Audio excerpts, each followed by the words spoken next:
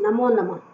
मैं डॉक्टर शोभा पांडे, उपाचार्य विभागाध्यक्ष, संस्कृत विभाग, महिला कॉलेज डालमिया नगर। आज मैं स्नातक खंड 3 प्रतिष्ठा संस्कृत के 7वें पेपर के लिए अपने पाठ्य पुस्तक काव्य दीपिका के द्वितीय शिखा के अंतर्गत पढ़े जाने वाले शब्द शक्ति पर चर्चा प्रस्तुत करूंगी।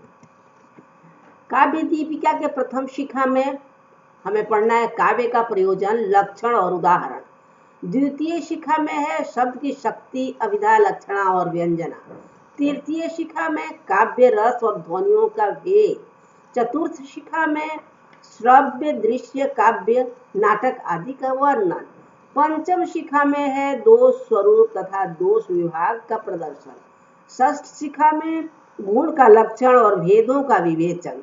सप्तम शिखा में रीति का लक्षण और भेद तथा अष्टम शिखा में अलंकारों का लक्षण एवं उसके भेदों का प्रतिपादन। तो आज हम द्वितीय शिखा में बताना चाहते हैं कि काव्य शास्त्र में शब्द शक्ति होता क्या है। शब्दों के अर्थों को बोध कराने वाली शक्ति को शब्द शक्ति कहते हैं, अर्थात वह वृत्ति अथवा व्यापार जो शब्दों के अर्थों को प्रकट करे वह शब्द शक्ति के नाम से जानी जाती है। मम्मट ने काव्य प्रकाश में 3 तरह के शब्द और 3 तरह के अर्थ का निर्देश किया है। वाचक, लक्षक या लाक्षणिक और व्यंजक 3 तरह के शब्द, वाच्यार्थ, लक्ष्यार्थ तथा व्यंग्यार्थ के 3 तरह के अर्थ भी बताए गए हैं। इन 3 तरह के शब्दों से 3 तरह के अर्थों के ज्ञान के लिए अभिधा, लक्षणा और व्यंजना ये शक्तियां मानी गई हैं। आचार्य मम्मट के शब्दों में स्याद वाचिको लाक्षणिक शब्दों व्यंजन अस्त्रिधा वाच्यादय तदर्था स्युर मम्मटेन यथो उदिता। अर्थात काव्य में वाचक, लाक्षणिक और व्यंजक 3 तरह के शब्द होते हैं, क्योंकि काव्य शास्त्र को छोड़कर अन्य शास्त्रों में व्यंजक शब्द नहीं माना जाता। इन तीनों शब्दों का विभाजन अभिधा, लक्षणा और व्यंजना इन 3 शक्तियों के आधार पर किया गया है। जैसे अगर हम कहें गंगायाम घोषः, तो इसमें एक शब्द गंगा का वाच्यार्थ प्रवाह का द्योतक है, तो लक्ष्यार्थ में गंगा शब्द तीर का परिचायक हो जाता है और व्यंग्यार्थ में शैत्य पावनत्व रूप अर्थ बताता है। इसे ही व्यंग्यार्थ कहते हैं। आचार्य मम्मट द्वारा प्रतिपादित उपर्युक्त श्लोक की दूसरी पंक्ति में कहा गया है वाच्यादय तदर्था स्युः, अर्थात वाच्य, लक्ष्य और व्यंग्य 3 तरह के अर्थ होते हैं।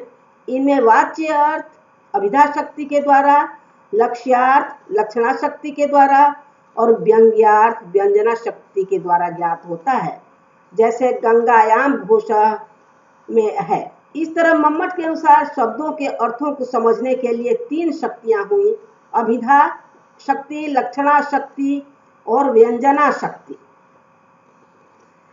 अभिधा शक्ति के विषय में आचार्य मम्मट ने लिखा है साक्षात संकेतितम यो अर्थम अभिधत्ते सवाचकः, अर्थात जिस शब्द का जिस अर्थ में बिना व्यवधान के संकेत का ग्रहण होता है वह शब्द उस अर्थ का वाचक होता है। भाव यह है कि लोक व्यवहार में बिना संकेत ग्रह के शब्द के अर्थ की प्रतीति नहीं होती।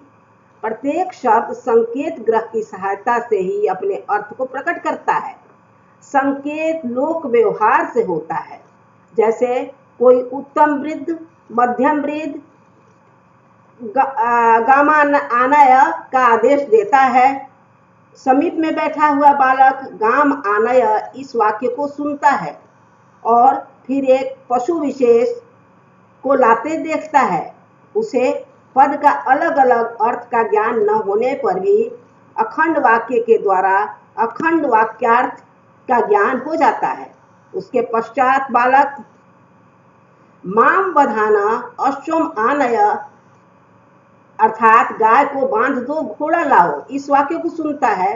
तो गाम बधाना इस वाक्य में आनय के स्थान पर बधाना तथा अश्वम आनय, इस वाक्य में आनय पद को देखकर प्रवृत्ति निवृत्ति के द्वारा प्रवर्तन और निवर्तन रूप क्रिया को देखकर आनय का अर्थ लाना और बधान का अर्थ बांधना समझने लगता है। यही संकेत ग्रह की प्रक्रिया है और यह लोक व्यवहार ही संकेत ग्रह का साधन है। इस तरह स्पष्ट है कि पद का अलग अलग अर्थ ज्ञान न होने पर भी अखंड वाक्य के द्वारा अखंड वाक्यार्थ का ज्ञान होता है। इस तरह हम कह सकते हैं कि लोक व्यवहार ही संकेत ग्रह का साधन है। इस तरह हम कह सकते हैं कि अभिधा वृत्ति काव्य शास्त्र की एक आवश्यक वृत्ति है। इसके विषय में मम्मट ने ऐसे भी कहा है, सब मुख्यो अर्थ तत्र मुख्यो व्यापारो अस्य अभिधयो उच्यते, अर्थात वाच्यार्थ को बोध कराने वाली शक्ति को अभिधा शक्ति कहते हैं। अभिधा शक्ति के सहारे जो शब्द साक्षात संकेतित अर्थ का बोध कराता है वह वाचक कहलाता है। संकेतित अर्थ का मतलब हुआ जिसे सुनते ही तुरंत अर्थ का बोध हो जाए। दूसरा है लक्षणा शक्ति।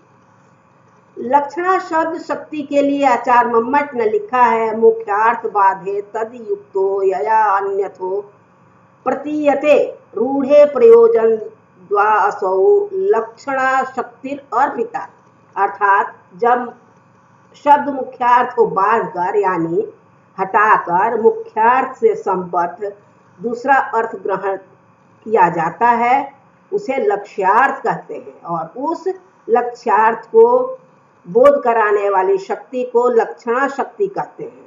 मुख्यार्थ को छोड़कर अन्य अर्थ को बोध कराने का कारण रूढ़ि या विशेष प्रयोजन होता है। जैसे रूढ़ि का अर्थ है प्रसिद्धि। जैसे किसी ने कहा कलिंगा साहसिक, अर्थात कलिंग देश के निवासी साहसी होते हैं, यहाँ प्रसिद्धि के कारण ऐसा कहा गया। दूसरा उदाहरण हम पेश कर सकते हैं कि कुंता प्रविशन्ति, अर्थात भाले प्रवेश कर रहे हैं।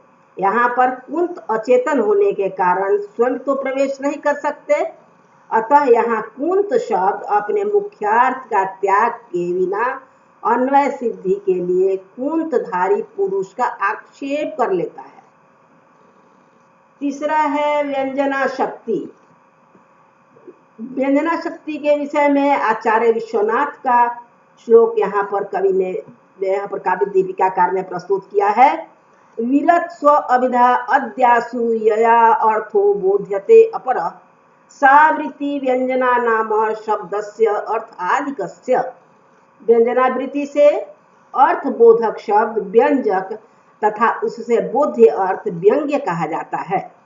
आचार्य विश्वनाथ के मत से अभिधा और लक्षणा नामक वृत्तियों के विरत अर्थात अपना अपना कार्य अर्थात अपना अपना अर्थ बताकर क्षीण हो जाने पर जिससे अन्य तीसरे अर्थ का बोध होता है वह वृत्ति व्यंजना वृत्ति कही जाती है। जैसे गंगायाम घोष, इस उदाहरण में गंगा शब्द का अर्थ अभिधा के द्वारा जल प्रवाह विशेष रूप और लक्षणा के द्वारा तीर अर्थ और शैत्व पावनत्व रूप जो विशिष्ट अर्थ है वही व्यंग्यार्थ है। इस तरह व्यंग्यार्थ की प्रतीति अभिधा या लक्षणा आदि के द्वारा कभी संभव नहीं है, क्योंकि व्यंग्यार्थ साक्षात संकेतित अर्थ नहीं होता तथा रूढ़ि या प्रयोजन रूप किसी हेतु के न होने के कारण लक्षणा का भी यह विषय नहीं है। व्यंग्यार्थ तो लोकोत्तर कमनीय अर्थ होता है, अन्वित अर्थ नहीं। अतः व्यंग्य बोध के लिए व्यंजना शक्ति ही समर्थ है।